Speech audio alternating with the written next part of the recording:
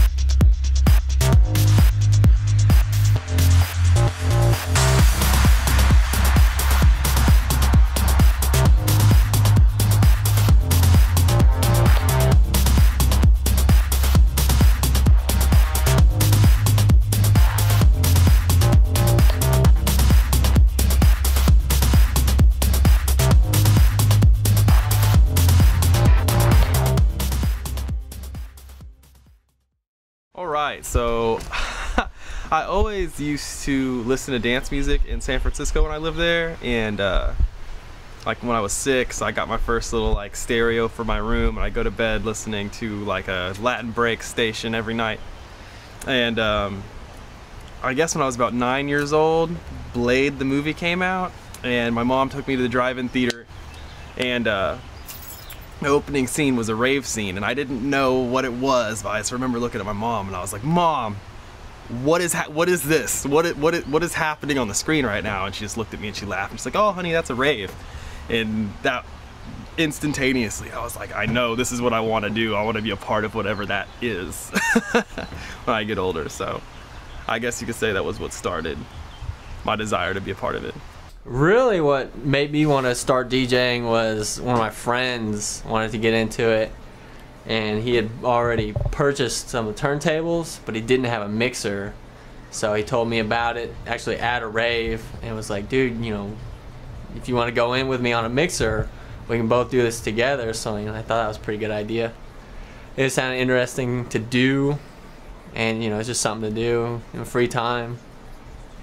When I first started spinning, I spent a year without telling anybody I was spinning, so I didn't consider myself a DJ for a long time. But when I first started, my first show was purely incidental.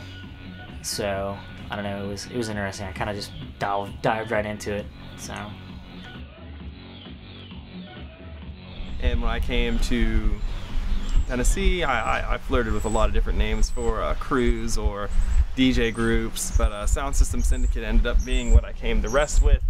And I'd always wanted a crew of DJs that was versatile in every genre, that didn't just play one thing. I ended up as part of Sound System Syndicate after I played a birthday party with Cameron Jones. A friend wanted me to play one of her friend's birthday parties back summer of last year, and I didn't really have the equipment to do it and do it well. I told my friend to contact Cameron because he had all the sound and the better gear than me. And whenever I learned that Cameron was on board, I asked him if I could come out and spin with him. After that, whenever he had booked the next show at Rocketown, he told me that I was booked for it, and been there ever since.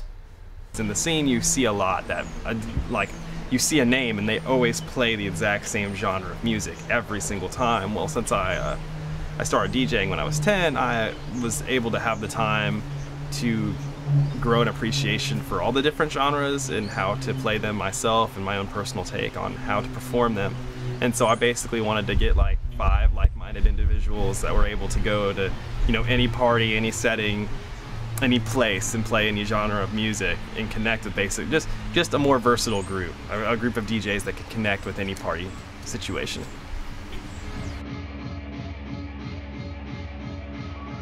Really, my favorite part about being a DJ right now is just being able to share my music, because there's no other trance DJs that are specifically trance in the Nashville area that actually get to play out. So it's nice to, you know, be the one to keep people kind of in the whole pool of music that's out there. There's so many other things that trance usually kind of gets stepped on. But Favorite part? Actually, it's finding new music more than anything. I spend countless hours just browsing the interwebs, finding new tracks that I could play and things like that. I think the act of is more satisfying than actually playing sometimes. I play for myself, is what they say. I don't really play for who I'm in front of. I play music that I enjoy and that I like, and it's really, I am not satisfied in any other way other than when I play music and I see like things that I feel are connected to, other people in the audience connecting to it too, especially when I see those very same emotions that I'm feeling out on people's faces in the audience. That's something that I just don't get from any other place. Favorite part is probably the feeling, just the raw emotion and feeling that I get when I'm playing. And then it's even better when I'm playing in front of a crowd and I'm like letting them into my world about how this music makes me feel.